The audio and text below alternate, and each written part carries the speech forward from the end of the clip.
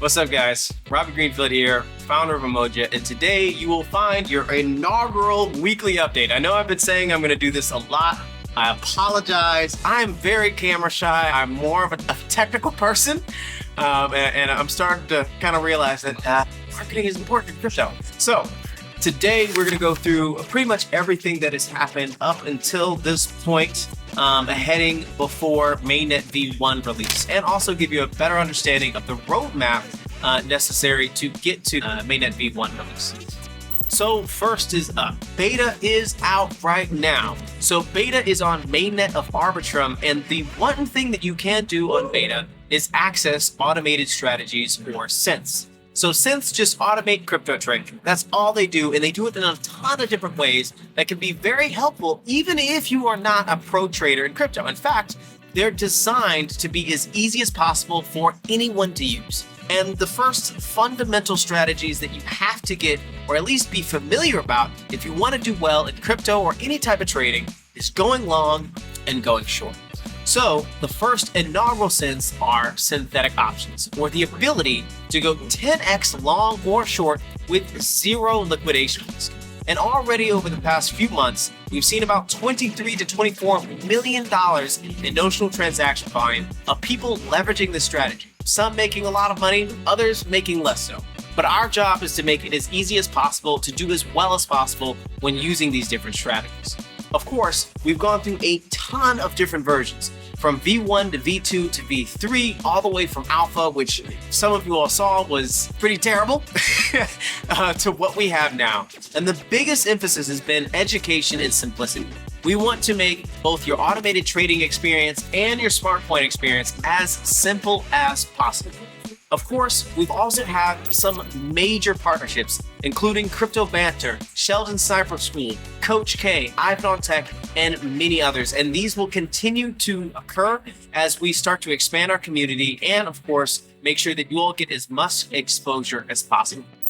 Next up is our airdrop seasons. So if some of you all were lucky to join the community very early, we have had one micro airdrop season and another official airdrop season 1. The two different ways that you can participate in these airdrops remain consistent. You either use the protocol directly, in which you get eligibility points, or you join our community on Telegram, Discord, and find our different quests via collaborations with other protocols. Of course, there are much more to come, and we have airdrop season 2 that's right around the corner, right around the release of Mainnet V1, and of course, there'll likely be more airdrop seasons before TGE.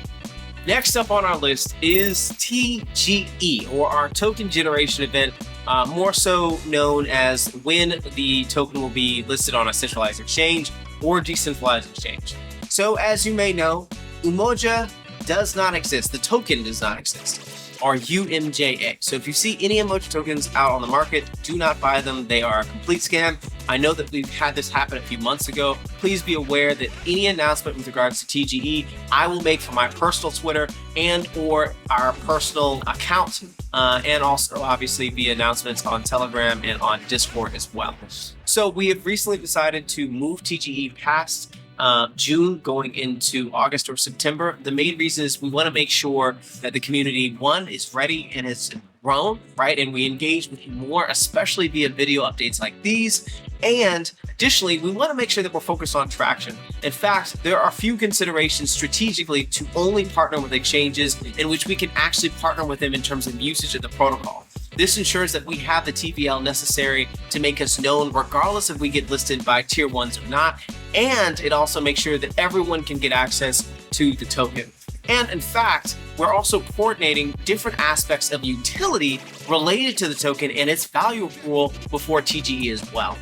One that we've discussed and is not yet official, but that we have discussed is called a working lottery. Now, the biggest issue that tokens have oftentimes had is that a user can't accrue value directly via the protocol redistributing dividends or revenue to those token holders without them doing some type of work.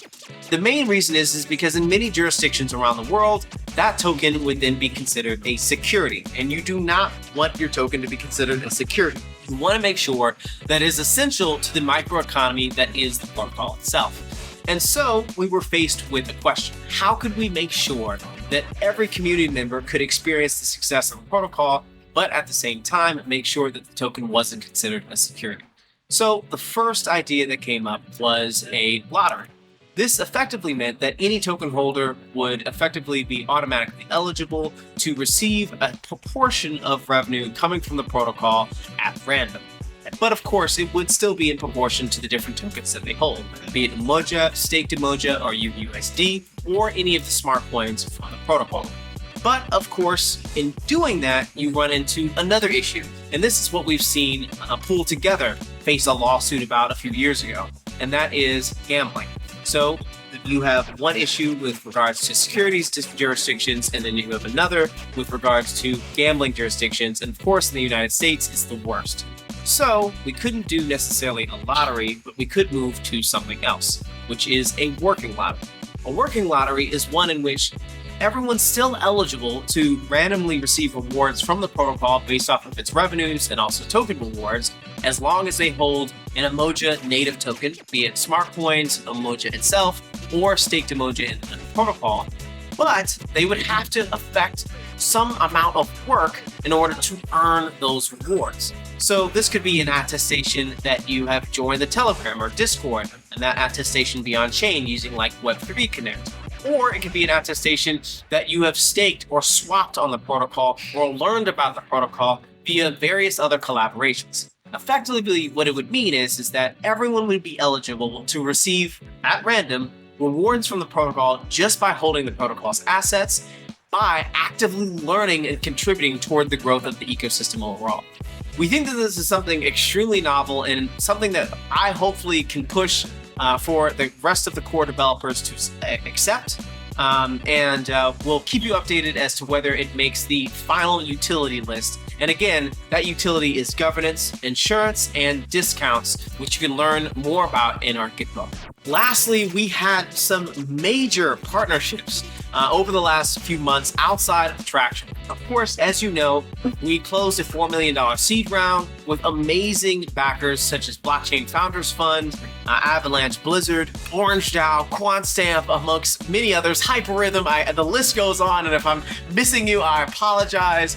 All of our investors are absolutely amazing. And of course, after that, we made an announcement of a major partnership with Merlin Chain, or the highest TVL BitVM L2 in all of crypto. And this is a huge partnership because Merlin Chain is one of the only EVM chains on Bitcoin. And it's extremely important that we not only have a presence in the EVM world, but also in the BitVM world as well. And so we will introduce very special assets to the Merlin chain, including yield-bearing Bitcoin for the first time. And this will actually be the first smart coin that will be deployed. Now, some of you may be scratching your heads. I thought we were going to put out USDb, or a Bitcoin collateralized version of USDe by Athena. And we were. But then we realized that a lot of Bitcoiners don't think of their principal in terms of USD. And it didn't make much sense to copy or follow any other protocol, and rather introduce something new that we knew that was going to create a lot of traction, both via our partnership with Merlin Chain, but also in general. And so we've decided to reprioritize YBTC, or yield-bearing Bitcoin, for the first smart coin release. And of course, this will be the first of many.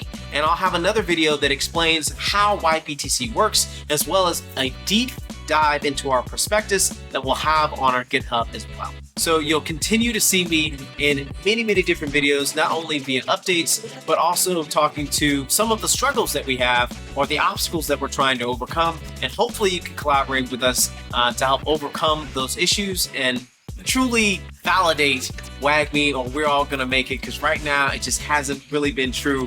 And we're trying to get crypto on the right side of things. I'll have more updates on a weekly basis. Thanks, and see you next time. Peace.